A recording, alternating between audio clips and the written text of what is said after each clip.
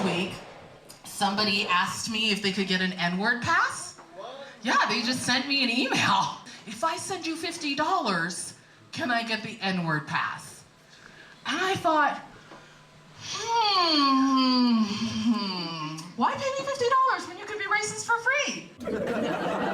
She tackles racism through comedy. She's the only black woman comedian in Calgary, and she's also the president of Black Lives Matter in that city. Adora Nwofor joins us live this morning to talk comedy, activism, racism, and how all of these things intersect in her world. Good morning, Adora. How are you? Good morning. I'm fantastic. It's a beautiful day in Calgary. Nice. I was just saying, you're a true Renaissance woman. So it's like mom, check, activist, model, a comedian. It's really incredible. And you're using your platform in such a unique way at this time. So we just saw a snippet of your comedy show. How is that reception going in this day and age with the Black Lives Matter movement and making people feel, we always hear about getting comfortable with feeling uncomfortable, but then using comedy to do that? The ultimate way to create tension and make people uncomfortable. Yeah.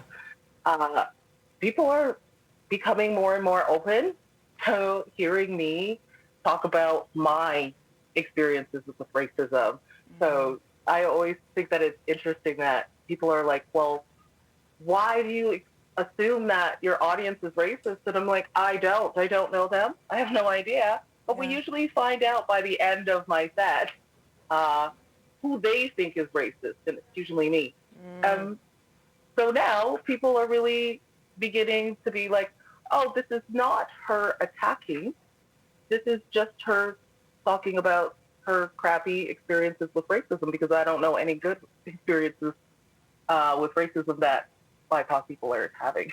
Yeah, and when people are like, it's not a Canadian problem, that's happening over there. You talk about your experiences. I've been watching many interviews, preparing for the interview today. You have dealt with it firsthand on more than one occasion, one involving your child. Oh, yeah. I have 13-year-old twin girls, and they have experienced racism so often. I have a 22-year-old biracial son also. He has been experiencing racism. It's truly the reason why I'm on this journey, because I'm okay with fighting for myself, but they're babies. And I know how hard that transition is into adulthood when you don't think that you're valued. But some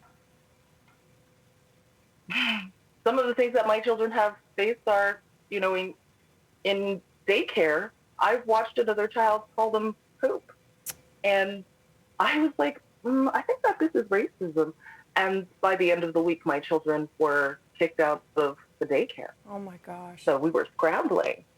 We left the school that we were in last year because of racism. And, the principal said to me that he thought it was a gardening tool. And I said, if you don't know what that word means and you don't know how it affects Black women differently, then I don't know if you have the skills to be in this position. He was not happy with me, and that's okay. Does it have to be said? It has to be said, and only in talking about it will people finally learn, and can there be, growth and healing. And I know as an activist, you said, you stand a proud 6'1". I'm a fellow tall girl, 5'10", and you said you use your height to your advantage. Talk to us about that. Yeah, I also wear heels. Yeah. So very often I show up 6'5". If I wear the big hair, I could be 7 feet tall. So people think that that's intimidating, but I use it to keep myself safe because, quite frankly, racism is violence. So when I walk into a room, everybody knows. Everybody sees me. I have blue hair. I mean, just the fact that I exist is a political statement. Yeah. Every Black woman who exists is a political statement, and I love all of them. And this Monday on City TV, we're airing an original documentary. It'll premiere this Monday, and it's called In Their Own Words. Talk to us about what we can expect, and what do you want people to know about you and your story, and what do you hope people take from your story? Well, what people can expect is me being bold saying the things that might seem difficult but are definitely necessary, and to laugh and to feel something. I really like to be impactful, engaging, and be funny. Those are the three things I try to do every time I speak. And I really hope that people understand that anti-racism is a practice. I call it the glow up that you need, because I'm an old lady and I get to look like this.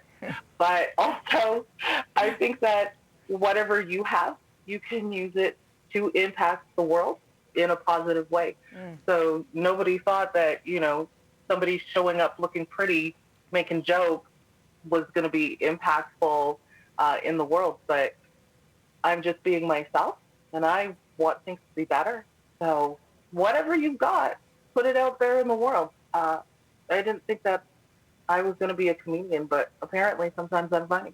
You are breaking down barriers one joke at a time. Who knew? Like you said, using art to truly break through. I think it's incredible. Love to you and your family, Adora. For more information, check it out, friends. The documentary, again, is called In Their Own Words. Go to citytv.ca for more information. Love to you, Adora. Thank you.